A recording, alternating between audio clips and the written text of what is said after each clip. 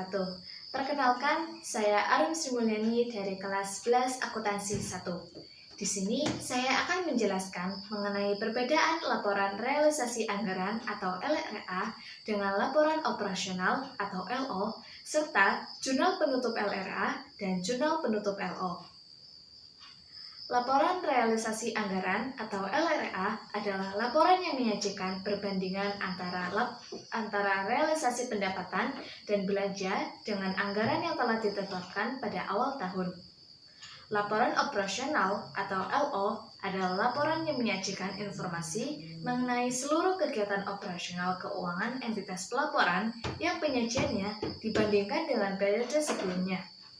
Perbedaan utama antara laporan realisasi anggaran atau LRA dan laporan operasional atau LO adalah basis akuntansi yang digunakan.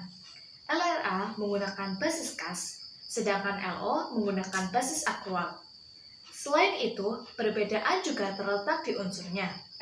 LRA terdiri dari unsur pendapatan, belanja, transfer, dan pembiayaan. LO terdiri dari unsur pendapatan, beban, surplus atau defisit, kegiatan operasional yang harus dilakukan, dan transfer.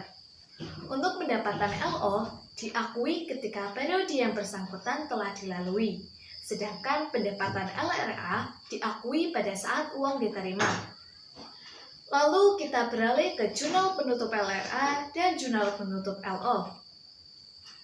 Jurnal penutup LRA sendiri digunakan untuk menutup akun-akun terkait dengan pendapatan, belanja, dan pembiayaan pada akhir periode. Jurnal ini digunakan untuk memastikan bahwa saldo akun-akun pendapatan dan belanja dienolkan sebelum memulai periode baru. Sedangkan jurnal penutup LO digunakan untuk menutup akun-akun terkait pendapatan operasional, beban operasional, dan surplus atau defisit pada akhir periode.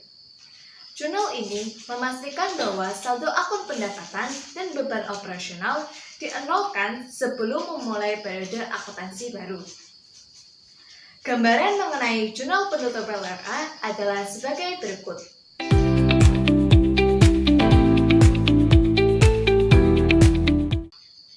Lalu, gambaran mengenai jurnal penutup LO adalah sebagai berikut.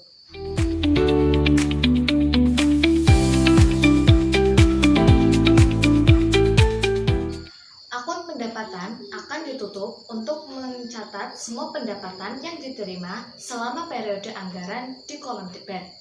Akun belanja juga perlu ditutup untuk mencatat semua pengeluaran yang dilakukan di kolom kredit. Untuk mengetahui apakah surplus atau defisit adalah jika pendapatan lebih besar dari belanja, akan terjadi surplus di kolom kredit.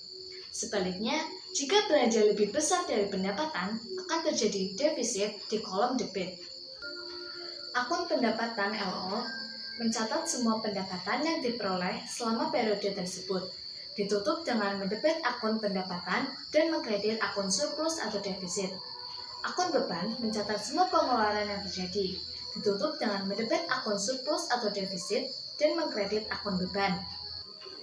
Untuk menutup akun surplus atau defisit ke akun ekuitas adalah jika terjadi surplus, maka surplus di kolom debit dan ekuitas di kolom kredit. Sedangkan jika terjadi defisit, maka ekuitas berada di debit dan defisit berada di kredit. Sekian dari saya, semoga penjelasan tadi dapat dimengerti. Terima kasih. Wassalamualaikum warahmatullahi wabarakatuh.